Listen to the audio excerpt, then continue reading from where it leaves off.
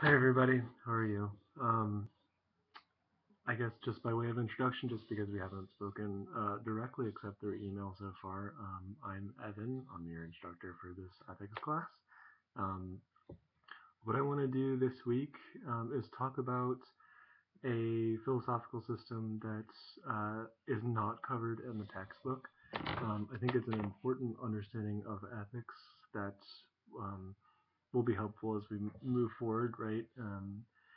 But again, it's not included in the book, so I had to come up with a couple readings and wanted to give you a bit of an introduction to existentialist ethics, um, so that you have an understanding of basically what's going on when you do the readings for this week.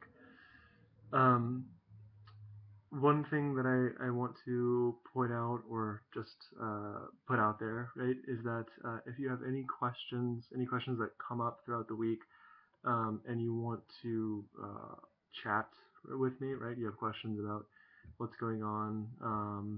If you have issues with the syllabus or with the readings or anything like that, you can either always send me an email.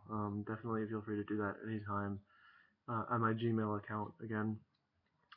Also, if you use Gmail, then you can contact me through Google Hangouts, which is sort of like the chat function on Google. If you haven't used that before, um, if you don't have a Gmail account, it's easy just to sign up for one, I think, and use the Google Hangouts if you do have any questions and want to get in contact with me about anything that you're wondering about. Yeah. Um, So that being said, we're about halfway through the quarter. Next week, we're going to start working on the applied ethics section of the syllabus. Um, I have been very happy with all of the answers that I've gotten for the first 8 weeks. Um, and again, if you have any questions, please let me know. So, um, what I want to address today, right, specifically with regard to existentialist ethics before you go into the reading, is to talk about the way in which it's a bit different from um, the other ethical systems that we've been reading so far. So you'll recall that, right, the consequentialist ethicists that we read, uh, the way that we determine whether or not an action is praiseworthy or blameworthy, right, good or bad, is by paying attention to the real or the intended consequences of the action, right? So, for them, the consequences are what make an action good or bad, right? Um, for the Kantians and for the people who are dealing with natural law theory, right? Or yeah, natural law theory. The way that we determine whether or not an action is good or bad is by looking at the qualities that are inherent to the act itself, in order to determine whether or not those actions are praiseworthy or blameworthy, right? Good or bad. Um, uh, when we looked at the ethics of Aristotle, the ethics that we got in the system of the ethics of care as well, right? What made an action good was how fully they embodied qualities that we find praiseworthy, right? So whenever you act virtuously, right, which is to say, whenever you act courageously or when you act justly, right, the concepts that we're talking about there, the main thing that we're concerned about is how well our actions correspond with those um, virtues that we've defined in some way or another, right? Um, Likewise, right, whenever we're looking at actions from the perspective of the ethics of care, the thing that we're primarily concerned with is seeing how, by looking at the other sets of virtues, other kinds of virtues that are traditionally left out of the the virtue ethics that come down from to us from the Greeks. So rather than trying to embody something like justice, ethicists of care are concerned with embodying certain kind of um, virtues, certain kind of, I don't know, good qualities, right, such as care or love or um, some kind of close relationship, right, loyalty, whatever. Um, so all of those systems, right, the main thing that they're trying to look at is trying to find ways, certain lenses that we can see actions through that would allow us to see that action as good or bad, right? And you'll see this week when you do the readings from Nietzsche, from Sartre, from Camus, from de Beauvoir, that they are much less concerned with trying to figure out what makes an action good or bad, right? Um, because as we'll see for them, uh, it's not as simple as just saying that an action is good or bad, right? And I think hopefully I'll give you some way into thinking through what that means, the implications that it has for thinking ethically. Um, but you'll definitely see it in the readings, especially in the reading that you have from Sartre. Okay. Okay. Um, so as I said, right, we're in existentialist ethics, not thinking so much about what makes an action good or bad, right? Be it the consequences or the qualities of the action itself, or how well it embodies virtue. Um, what we're thinking about is the sort of moral implications of making a choice itself, right? The main criticism that the existentialist ethicists are going to have against the consequentialists, right, the utilitarians, against the hedonists, the Kantians, the natural law theorists, the ethicists of virtue and ethicists of care, is that in all of those systems, right, um, the fact that they have criteria for what makes an action good or bad implies that for them there is already a pre-existing set of rules, right, that exist independent of our own lives, right, um, that we need to live up to, right. So for the Kantians, for example, right, Kant in his ethical theory gives us a whole list of actions that are good or bad, right? He gives us, an argument for why lying is never all right, why suicide is never all right, why borrowing money um, and not intending to repay it is not all right. Right? For him, those rules are unquestionable, right? They're rules that stem from the nature of reason itself, right? Which means that, right, again, if you think back to Kant, for example, um, the reason why we can't uh,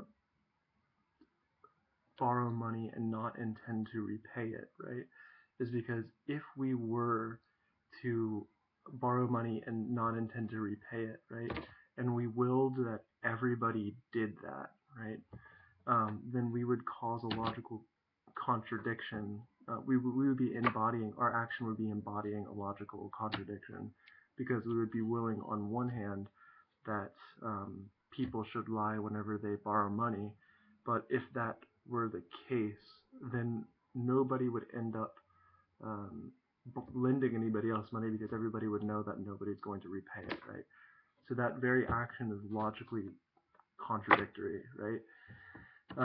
And that evaluation of the action, right, that's wrong and it always will be, is something that um, precedes our own existence, right? So it doesn't matter what I think, right? It doesn't matter what I do. That action is wrong, right? There's a pre-existing set of rules that I have to live up to. You could say the same about the utilitarians, right? Because there's a criteria for what's good and what's bad, um, you know, If something produces the greatest amount of pleasure or the greatest amount of utility, then it's good. If it produces a lot of pain, then it's bad, right? Those rules again precede our own existence and are um, sort of given by society and given by our understanding of what pleasure is or what happiness is, right? We could keep going just briefly with virtue, right? What makes an action good is that it embodies like courage, right? But our society or our language has, uh, before we were born or before we exist, right? Decided what courage is, right? Or you know, maybe the idea of courage changes during our lifetime, right? But still, the idea is outside of us. It's independent of our own existence, right? Um, I hope that all makes sense. Right? The thing for the existentialists, what you'll see particularly in Sartre's essay, Existentialism is a Humanism, right? Is the idea that um, there is no pre-existing set of rules that we can justly refer to that would justify our actions, right?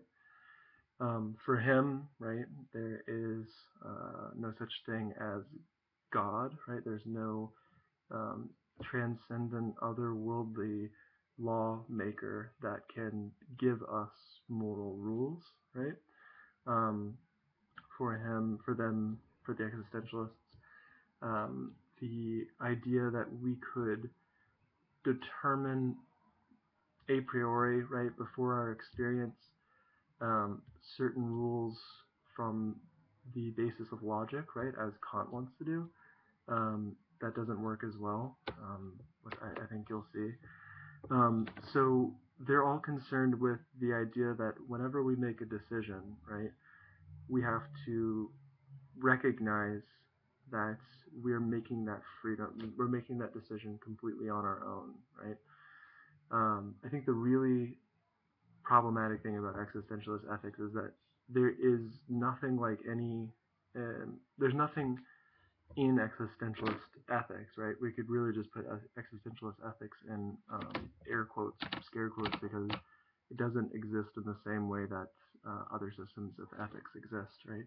They're not going to ever give you a set of rules that will allow you to evaluate whether or not an action is good or bad.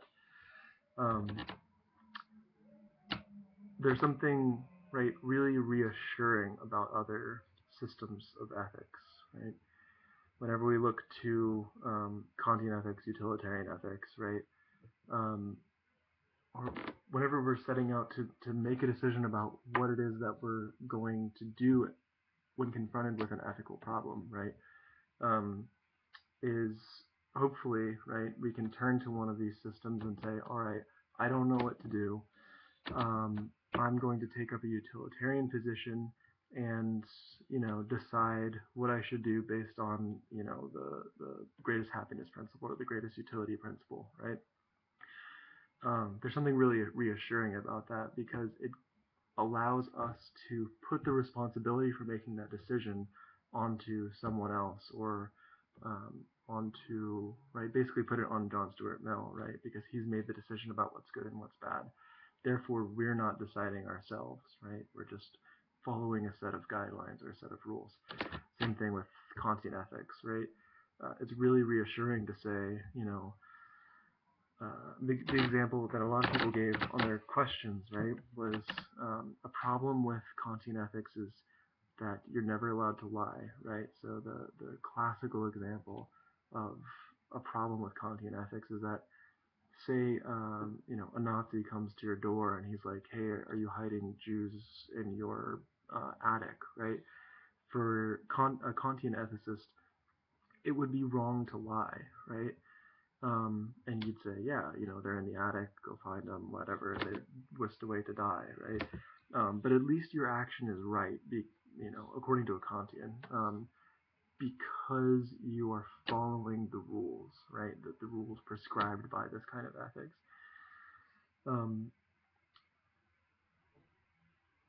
Existentialist ethics just wants to point out, right, that you can use these systems of thought, these systems of ethics as a guideline, right? They can give you some guidance, but at the end of the day, whenever you make a decision, you're the one who has to live with the repercussions of your action, and you can never be certain whether or not what you've done is good or bad, right?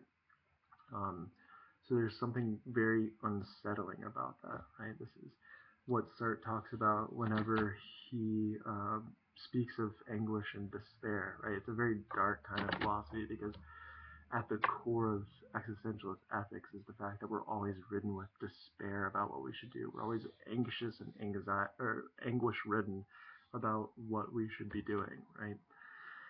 Um, so that's I guess the biggest point, right? So whenever you go to Nietzsche, for example, right, the Nietzsche article talks about how you know what would happen if you you were reminded in the middle of the night, right, whenever you're I don't know racked with anxiety about what you're going to do the next day, some kind of moral issue you have, right? You're thinking about what you did that day.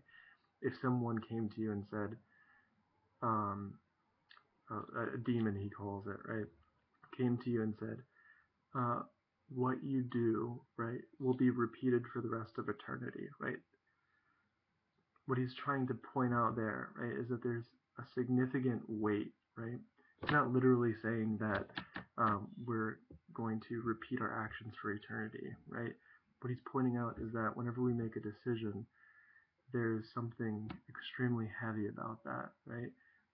We can never go back and undo something, right? He's trying to get at the significance of all of our actions, right? Because what they're all concerned with, right, especially whenever they're giving their sort of critique of ethics, right, is that so many systems of ethics, right, they take away your moral responsibility by giving you a set of rules that you can follow, right? A lot of systems of ethics forget that at the end of the day, we're the ones who have to actually make the decisions, right? Um, and we ought not to put the responsibility for what we've done off on anybody else, whether that's a person or a system of ethics or an idea, right? We're the people that make ethical decisions and we have to live with it, right? We need to live with that for the rest of our life, right? That's what Nietzsche's kind of getting at. Um, so when you're reading through these texts, right, keep all that in mind. I think that it's the best kind of ethical system or ethical readings to end with before we get into the applied ethics section, because as we'll see, right, um, you know, what we've been talking about so far is all theoretical. Um, things get a bit, I mean, you all know this, right? Things get a bit more complicated, a little bit more difficult whenever we try to apply those theories to the real world. Um, and existentialist ethics, or existentialist, we might just say existentialist critiques of ethics, the people that we're reading, are important because they remind us that at the end of the day, whenever we make these ethical decisions, we can't just hang our hat on some old, dusty ethical system, right? We have to recognize that we're responsible for these actions. We're the ones who are asserting our personal values through ethical systems that we come up against, right? So I hope that you enjoy the readings. They're a little bit more exciting, right? A little bit more dramatic than a lot of the stuff we've been reading so far. So I hope you enjoy them. I'll post some questions about them. If you have any questions about anything I said in this short lecture, you can feel free to send me an email or hit me up on Google Hangouts. Um, and yeah, I look forward to hearing from you guys about existentialism. Right, bye.